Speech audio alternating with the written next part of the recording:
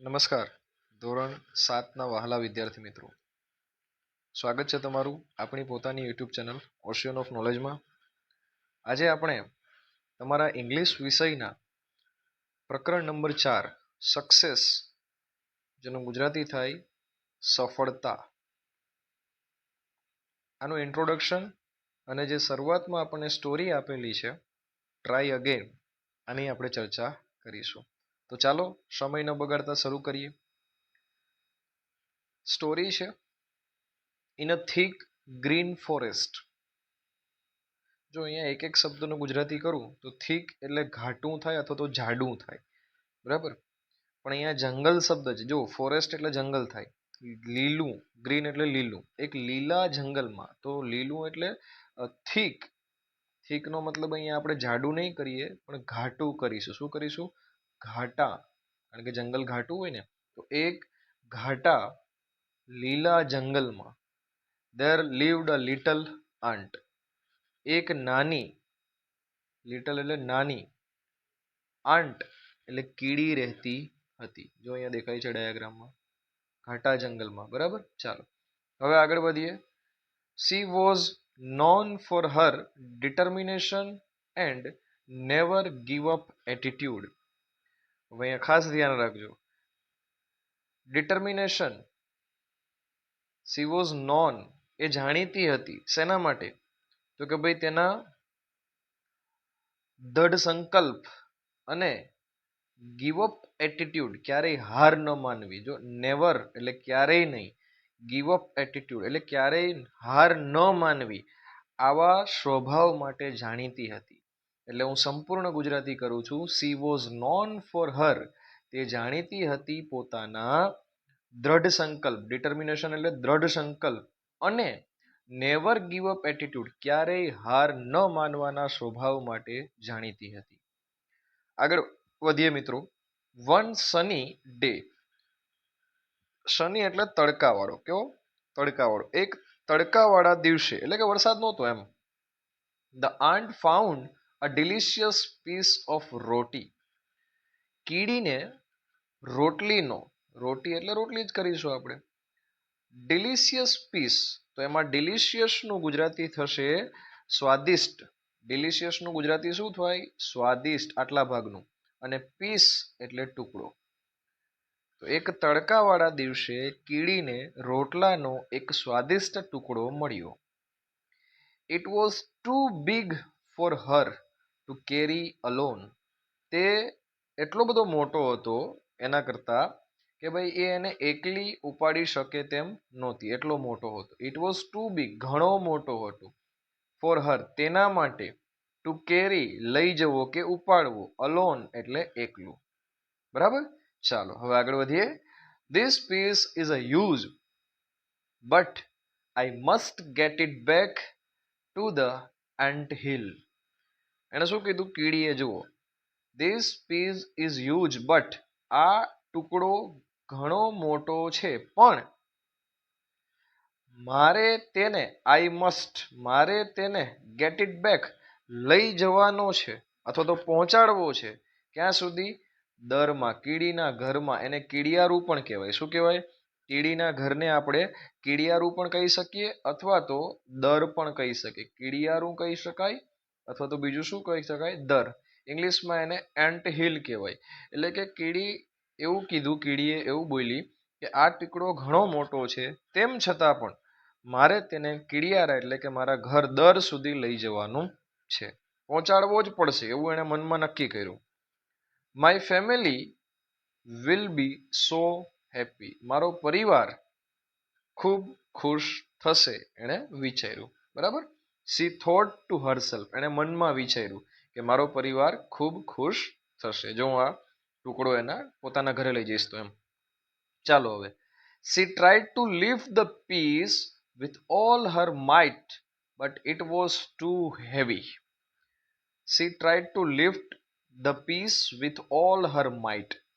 અહીંયા જુઓ, આટલાનું ગુજરાતી કરી અને પછી આપણે આટલા ભાગનું આગળનું ગુજરાતી કરીએ. શું કીધું છે જુઓ, તેણે પોતાની માઇટ એટલે તાકાત, તેણે પોતાની પૂરી તાકાત લગાવીને તે ટુકડો ઉચકવાનો પ્રયત્ન કર્યો, but it was too heavy, પરંતુ તે ખૂબ ભારે હતો. ફરીથી બોલું, આખો લાઈનનું ગુજરાતી સાંભળજો. તેણે પોતાની પૂરી તાકાત લગાવીને તે ટુકડો ઉચકવાનો પ્રયત્ન કર્યો, પણ તે ખૂબ ભારે હતો. She tried to push, push એટલે ધક્કો મારવો. તેણે ધક્કો મારવાનો, પછી pull and roll but she couldn't. એનો મતલબ થાય, જો પુલ એટલે ધક્કો મારવો, બરાબર, સોરી માફ કરજો, પુલ એટલે ખેંચવું થાય અને રોલ એટલે ગબડાવવું થાય. તો સી ટ્રાઈડ ટુ પુશ, તેણે ધક્કો મારવાનો, પુલ એટલે ખેંચવાનો અને રોલ એટલે ગબડાવવાનો પ્રયત્ન કર્યો, બટ એટલે કે પણ સી કુડન્ટ, તે કરી શકી નહીં, અથવા તો તે ન કરી શકી. C set down and began to cry.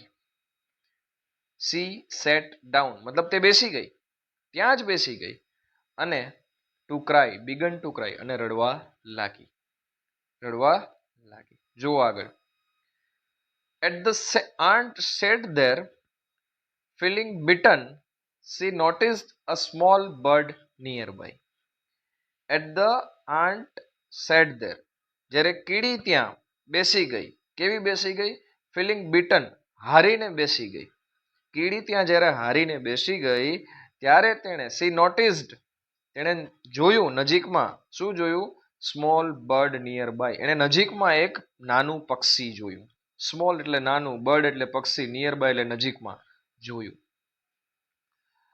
The bird was trying to build a nest. એ જે પક્ષી હતું એ નેસ્ટ એટલે માળો, બિલ્ડ એટલે બનાવવું, ટ્રાઇંગ એટલે પ્રયત્ન, માળો બનાવવાનો પ્રયત્ન કરી રહ્યું હતું. આવું કોણે જોયું? પેલી કીડીએ. It picked up twigs and leaves. twigs નો મતલબ સાઠીકડા થાય. શું થાય? સાઠીકડા. યાદ રાખજો, નવો શબ્દ હશે તમારા માટે. સાઠીકડા એટલે નાની નાની લાકડીઓ, એને સાઠીકડા કહેવાય. એકદમ નાની નાની, પક્ષી ઉપાડી શકે એવડી. લીવ્સ એટલે પાંદડાઓ. પિક્ડ એટલે ભેગું કરવું. તે શું કરતું હતું કે નાના નાના સાઠીકડા અને પાંદડાઓ ભેગું કરતું હતું. Every time it tried to place them but the wind would blow them away. દર વખતે જ્યારે તે પ્લેસ એટલે ગોઠવવું, એટલે સાઠીકડાઓને અને પાંદડાઓને ગોઠવવાનો પ્રયત્ન કરે ત્યારે પવન આવે, બ્લો એટલે ફૂંકાવું, પવન ફૂંકાય અને ઉડાડી દે બધું જ, બરાબર, બધું એને ઉડાડી મૂકે, લાકડાને, સાઠીકડાની, પેલા પાંદડાઓને ને બધાને. આ બધું કોણ જોતું હતું? પેલું કીડી જોતી હતી. જો હું અહીંયાથી આખી વાર્તા બોલું છું. પેલી કીડી હારીને થાકી ગઈ, લાકડાનો પેલો જમવાનો ટુકડો ના ઉપાડી શકી, એટલે બાજુમાં બેસી ગઈ થાકીને. પછી એને શું જોયું? તો કે બાજુમાં એને એક પક્ષીને જોયું. પક્ષી શું કરતું હતું? માળો બનાવતું હતું. શેની મદદથી? તો કે સાઠીકડા અને પાંદડાઓની મદદથી. જ્યારે પેલું પક્ષી નાનું એવું સાઠીકડા અને પાંદડા ગોઠવવા જાય એટલે પવન આવે અને પવન સાઠીકડાને પર્ણોને શું કરે? વૃક્ષના પાંદડાને ઉડાડી દે. અહીંયા સુધી આપણે વાર્તા જોઈ. હવે આગળ જોઈએ. However, the bird did not give up. તેમ છતાં પણ પક્ષી હાર નહોતું માનતું. Did not give up. Give up એટલે હાર ન માનવી. નોટ ગીવ અપ એટલે હાર ન માનવી, અને ગીવ અપ એટલે હાર માની જવું. તો અહીંયા પક્ષી હાર માનતું નહોતું. આગળ જુઓ. It kept trying over and over again. તે વારંવાર, ઓવર એન્ડ ઓવર એટલે વારંવાર પ્રયત્ન કરતું રહ્યું. Finally it manage two build a strong nest. આખરે તે એક મજબૂત, સ્ટ્રોંગ એટલે મજબૂત, મેનેજ એટલે કે સફળ બનાવવામાં એને સફળતા મળી. તો હું બોલું છું, આખરે તેને એક, ફાઇનલી એટલે આખરે, તેને એક મજબૂત માળો બનાવવામાં સફળ રહ્યું કે બનાવ્યું એને, બરાબર. હવે જો અહીંયા પક્ષી શું વિચારે છે, કીડી શું વિચારે? If that bird can keep trying and succeed then I shouldn't give up, she thought, feeling inspired. જો તે પક્ષી, કીડી શું વિચારે છે? જો તે પક્ષી કીપ ટ્રાઈંગ એન્ડ સક્સીડ, સતત પ્રયત્ન કરીને સફળ થઈ શકે, then I should not give up, તો મારે પણ હાર ન માનવી જોઈએ. she thought, feeling inspired. એને આ પક્ષીને જોઈને પ્રેરણા મળી, એટલે તેણે પ્રેરણા મેળવીને વિચાર્યું. કોણે? કીડીએ આવું વિચાર્યું, આંટ કીડીએ આવું વિચાર્યું કે જો પક્ષી સતત પ્રયત્ન કરીને સફળતા મેળવી શકતું હોય તો મારે પણ હાર ન માનવી જોઈએ, એવી એને પ્રેરણા મળી. તો જોઈએ આગળ પછી શું કરે છે કીડી. Determine once more the aunt gathered all the strength and decide to try again. Determine એટલે ફરી એક ડિટરમાઇન એટલે દ્રઢ નિશ્ચય કરીને, તો એણે ફરી એક વખત દ્રઢ નિશ્ચય કરી અને પોતાની સંપૂર્ણ તાકાત ભેગી કરી અને ફરીથી એક વખત ટ્રાય અગેન, ફરીથી એક વખત પ્રયત્ન કરવાનો નિર્ણય લીધો. કોણે? કીડીએ. જુઓ અહીંયા, C cold Har fellow aunts for help. તેણે શું કીધું? એણે શું વિચાર્યું કે ભાઈ તેણે તેની સાથી કીડીઓની, ફેલો એટલે સાથી, કીડીઓની પણ મદદ કરવાનો, મદદ લેવાનો નિર્ણય કર્યો. બધાને બોલાવ્યા, એમ આવી જાવ હાલો. ટુગેધર ભેગા મળીને, they made a chain and lifted the piece together. બધાએ ભેગા મળી અને જે પેલો ટુકડો હતો એને ઊંચક્યો. they slowly tool it to the ant hill. અને ધીમે ધીમે એને આંટ હિલ એટલે અગાઉ કીધું એમ કીડિયારા સુધી કે દર સુધી લઈ ગયા. હવે જુઓ શું છે આગળ. we did it એટલે આપણે કરી બતાવ્યું. થેન્ક યુ એવરીવન, આપ સૌનો આભાર. we showed that with teamwork and never give up we can achieve anything. શું કીધું? we saw that આપણે સાબિત કર્યું કે ટીમવર્ક એટલે કે એકતાથી અને નેવર ગીવ અપ ક્યારેય હાર ન માનવાથી વી કેન અચીવ એનીથિંગ આપણે કંઈ પણ કરી શકીએ છીએ, કંઈ પણ મેળવી શકીએ છીએ. અચીવ એટલે મેળવવું, કંઈ પણ મેળવી શકીએ છીએ. ધ આન્ટ શાઉટેડ કીડીઓએ બૂમો પાડી, ઉત્સાહિત થઈ ગયા એમ. એક્સાઇટેડ એન્ડ ગ્રેટફુલ ઉત્સાહિત થયા, બૂમો પાડતા પડતા ઉત્સાહિત થયા અને લાગણી સાથે બોલી ઉઠ્યા એમ. શું બોલ્યા? જે ઉપરનું આપણે કીધું તે કે ભાઈ આપણે ક્યારેય એકતા અને ક્યારેય હાર ન માનીએ તો આપણે કંઈ પણ મેળવી શકીએ છીએ. એટલે આપણે શું શીખવા મળે? C and her friend celebrated there success. પછી એણે પેલી કીડીએ અને તેના મિત્રોએ આ સફળતાની ઉજવણી કરી. તો આપણને શું શીખવા મળે આ સ્ટોરીમાંથી? તો આપણને શીખવા મળે કે ભાઈ ક્યારેય પણ જીવનમાં હાર માનવી જોઈએ નહીં. બરાબર? ચાલો હવે ફટાફટ આપણે પ્રેક્ટિસના ક્વેશ્ચન્સ છે જોઈ લઈએ મિત્રો. તો ધ લિટલ આન્ટ લીવ્ડ ઇન, તો આપણને ખ્યાલ છે કે એ થીક ફોરેસ્ટમાં રહેતા હતા. જો અહીંયા લખ્યું છે, ક્યાં લખ્યું છે? In a thick green forest. બરાબર? તો આપણે શું લખીએ? ફર્સ્ટનો આન્સર અહીંયા લખીશું થીક, પછી ગ્રીન, પછી ફોરેસ્ટ. આ ફર્સ્ટનો આન્સર. ચાલો સેકન્ડ શું કીધું છે? The piece of roti was too big આવશે, બિગ અને હેવી. તો જો અહીંયા delicious piece of roti, it was too big, too big. તો શું લખીશું અહીંયા? બિગ. ચાલો done, B I G big. The bird was building a nest. શું બનાવતું હતું પક્ષી? માળો બનાવતું હતું. All right. ચાલો the ant carried the piece back to the એના કીડિયારામાં, એટલે એને શું કહેવાય? આન્ટ હિલ કહેવાય, ant hill. The story teaches us the value of unity. શેની? યુનિટી એટલે કે એકતા, અને નેવર ગીવ અપની. કોની? નેવર ગીવ અપ, ક્યારેય હાર ન માનવી. All right. ચાલો બસ હવે ક્વેશ્ચન આન્સર્સ છે મિત્રો, એ તમને અહીંયા હું ફટાફટ ટીક કરાવું છું. ચાલો રાઇટ ધ આન્ટ્સ ક્વોલિટી. તો મિત્રો આંટની, કીડીની શું ખાસિયત હતી? તો જો અહીંયા લખાવી દો તમને. ફર્સ્ટનો ક્વેશ્ચન અહીંયા આન્સર ટીક કરાવી દો. તો જે કીડી હતી એની ખાસિયત હતી કે she was known for her determination and never give up attitude. તો આટલું જે છે આ ફર્સ્ટનો આન્સર છે. ઠીક છે? જેટલું મેં બોક્સમાં કવર અપ કર્યું છે. શેનો આન્સર છે? ફર્સ્ટ ક્વેશ્ચનનો. ઓકે ચાલો now second question. why could not the ant carry the roti piece alone? જો એનો આન્સર શું આવશે? તો એનો આન્સર આવશે અહીંયા જુઓ second question.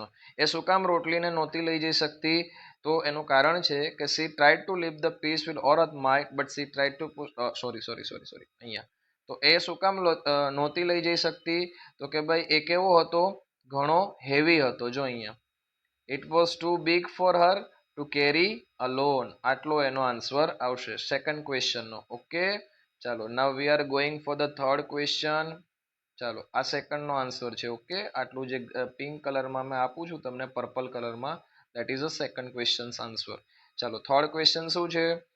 How did a bird build a strong nest? તો જો અહીંયા ધ્યાન આપો, થર્ડ ક્વેશ્ચન જે છે એનો આન્સર અહીંયા આપેલો છે. હું આને પહેલા ઇરેઝ કરી દઉં, દેટ્સ વાય તમને ઇઝી પડે આ. ચાલો ઓકે, શું છે? As the aunt said, a small bird nearby. The bird was trying to build the nest. It was picked up twigs and leaves. અહીંયા બરાબર, અહીંયા સુધી, અહીંયા સુધી. ઓકે, ચાલો હું વ્યવસ્થિત તમને ટીક માર્ક કરી આપું. ચાલો ઓકે, સર સરખું કરો ને, દેખાતું નથી, હું કરી આપું હા બેટા. ચાલો અહીંયાથી કરીશું છેક અહીંયા સુધી, બરાબર, અહીંયા સુધી. અહીંયાથી આ જેટલું મેં અંડરલાઈન કર્યું છે એ થર્ડ નો આન્સર છે. ઓકે, ચાલો and what is fourth one? What should we learn from this story? તો આપણે શીખ્યા, શું શીખ્યા? જો અહીંયા ટીક કરી આપું. એ કીડીઓએ અને પેલા પક્ષીઓએ આપણને શું શીખવાડ્યું? તો આપણે એવું શીખ્યા, ટુગેધર વી, અહીંયા ધેયની જગ્યાએ શું લખી દેશું? We made a chain and lift, sorry just a second. શું શીખ્યા આપણે? તો જો હું તમને ટીક કરી આપું બેટા, શું શીખ્યા? વી સો that with teamwork and never give up we can achieve anything. આ જેટલું મેં બોક્સમાં લીધું છે એટલું ફોર્થ નો આન્સર છે. ઓકે મિત્રો, તો ચાલો હવે આપણે આપણા નેક્સ્ટ લેક્ચર સેશનમાં મળીશું અને આપણા તમારા ચેપ્ટર 4 ને આગળ લઈ જઈશું.